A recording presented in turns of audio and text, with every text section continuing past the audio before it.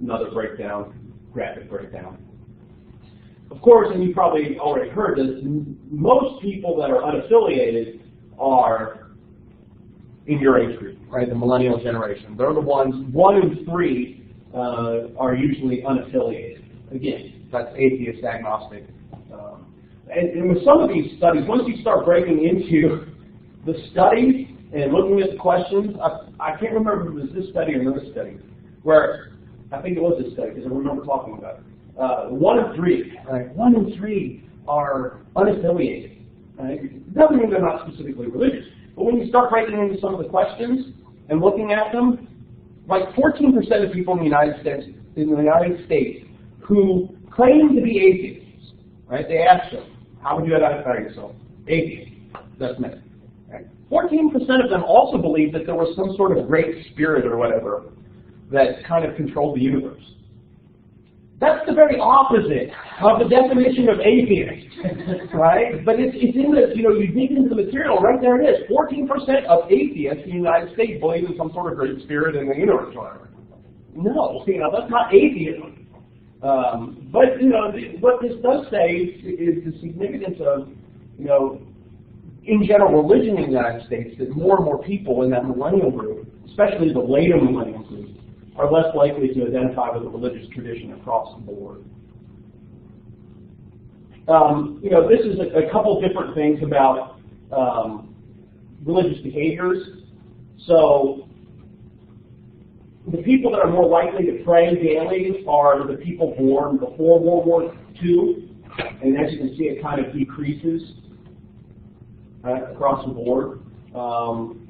Same kind of thing with belief in God, the absolute certainty belief in God, belief in heaven, the belief in the Scriptures as the Word of God, and gradually decreasing as you get to the younger generations. Especially this last one, religion is very important in their lives. Right? 67% of the people born before 1945 say it's important. Right? 67% is also the people that pray daily, but gradually decreasing across the gap. And of course, here you see some differences between the older and the younger millennials.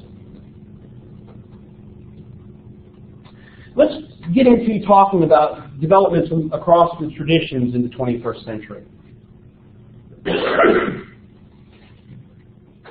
In the past several decades, right, it was the latter part of the 20th century into the 21st century, Catholicism has undergone some changes, but mostly it's faced a lot of controversy. And I want to talk about the 3 popes of the 21st century. The first of which was John Paul II, a Polish cardinal who became pope in 1978. He grew up in a time where Poland was under control of communism, and so he was very opposed to it. He remained pope until his death in 2005. Now, he has been involved with the development of Vatican II, which we talked about in the 20th century, and so originally appears to be more progressive, or it appears to be somewhat progressive, but during his pontificate, he becomes much more conservative. And so he is a very conservative pope.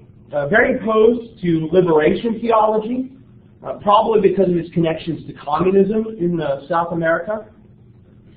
The latter part of his reign as pope was marred by sex abuse scandals, multiplying trains of individuals abused as children by priests.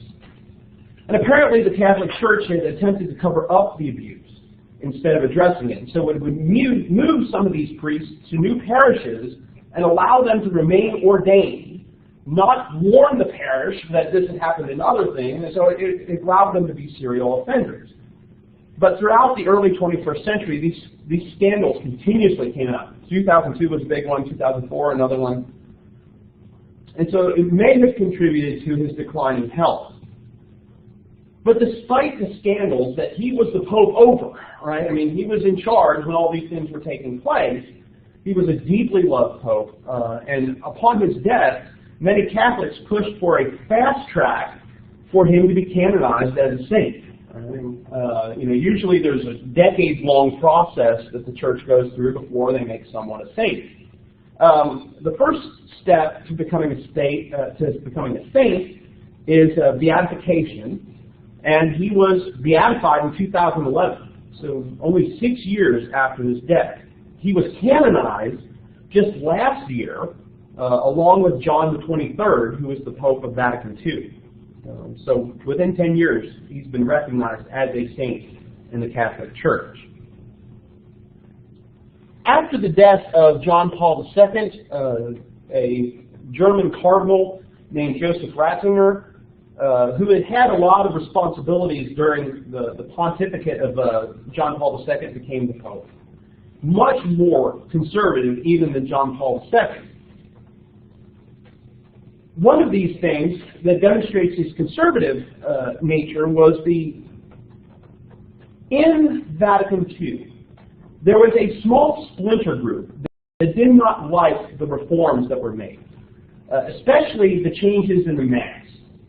And so they split off and kept practicing the old Mass from the Council of Trent in Latin, not recognizing the authority of any of the popes.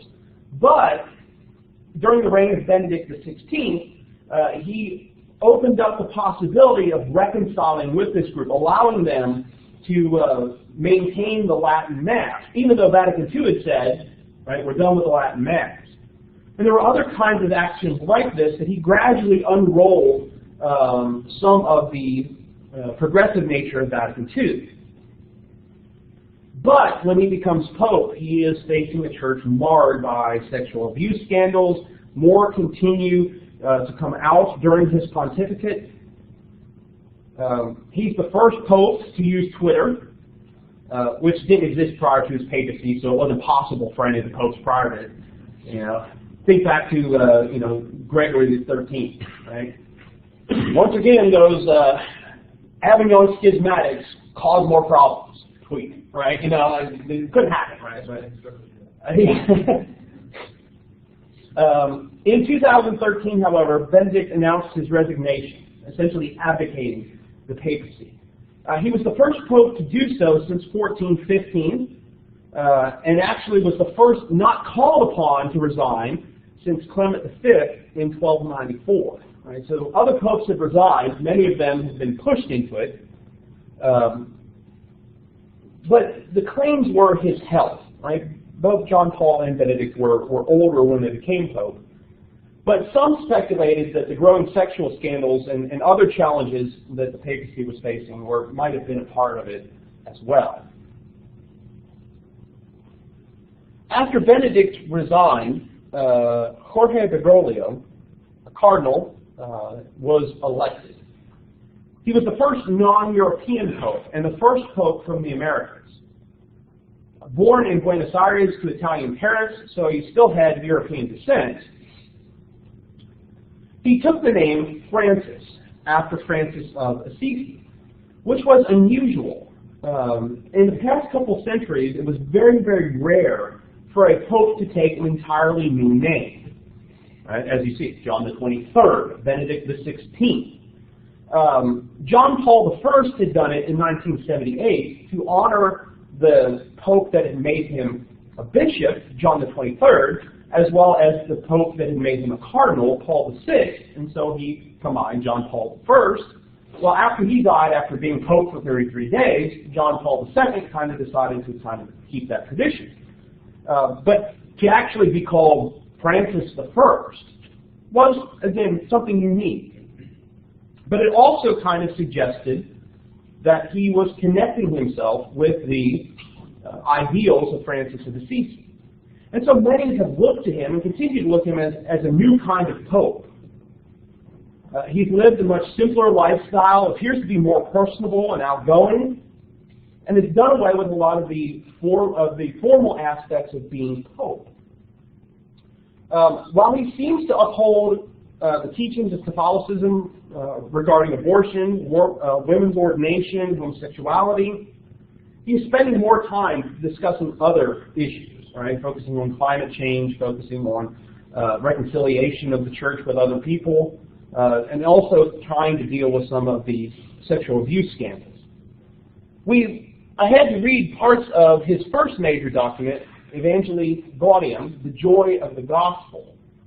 But I think that if you really look at some of these things, it does reflect a different approach, a different view on what he views the church, the Catholic Church, to be. Right? So he starts off with the joy of the gospel fills the hearts and lives of all who encounter Jesus. Those who accept his offer of salvation are set free from sin, sorrow, inner emptiness, and loneliness. With Christ, joy is constantly born anew. In this exhortation, I wish to encourage the Christian faithful to embark upon a new chapter of evangelization marked by this joy, while pointing out new paths for the church's journey in years to come. Right? So the idea is he's trying to encourage evangelism, but he's also trying to get the mindset of what the church should be about. The message of Christianity is one of joy.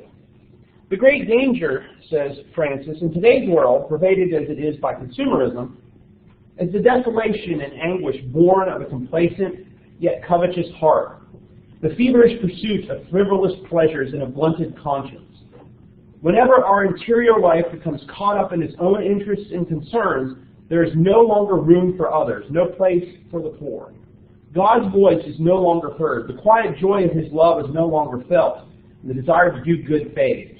This is a very real danger for believers too. Many fall prey to it and end up resentful, angry, and listless. That is no way to live a dignified and fulfilled life. It is not God's will for us, nor is it the life in the Spirit which has its source in the heart of the risen Christ. One last selection from this. There are Christians, I think this is really interesting statement. There are Christians whose lives seem like Lent, right? This practice of the abstaining and there's this focus on sorrow, whose lives seem like Lent without Easter. I realize, of course, that joy is not expressed the same way at all times in life, especially at moments of great difficulty. Joy adapts and changes, but it always endures, even as a flicker of light born of our personal certainty that when everything is said and done, we are infinitely loved. I understand the grief of people who have to endure great suffering, yet slowly but surely we all have to let the joy of faith slowly revive as a quiet yet firm trust, even amid the greatest distress. Right? So he's calling for this evangelism, a renewal, a call for reform. That there are challenges facing the present age, things that Christians must say no to: economic injustice, the idolatry of money, inequality and the violence that comes with it, relativism and indifference, secularization, the weakening of family bonds, selfishness, sloth, and pessimism. All these things, say Francis, are things that Christians must say no to. He's had lots of praise from Catholics, non-Catholics, even from some atheists, but he's also faced some opposition from conservative Catholics because he's not speaking out as forcefully on some issues, abortion, homosexuality, which his comment has been, those things are settled in the church's teaching, right? So they don't need to be discussed as much. It's already been settled. But he also reflects this additional trend that is going on that we've talked about already. And thinking about the top Catholic countries, where Catholics are the most, of course, 4 of those are European. Places like Italy and France, Spain and Poland, places where Catholics have been predominant.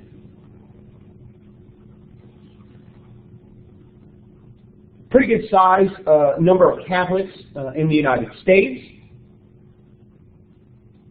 But also in those top countries are the Philippines, right? 72 million Catholics in the Philippines. But then also, when you look at the size, the number of Catholics in Latin America, Brazil with 160 million, Mexico with 97 million, Colombia with 41 million, Argentina with 36 million, right? You can see where Catholicism has a stronghold and where it's developing.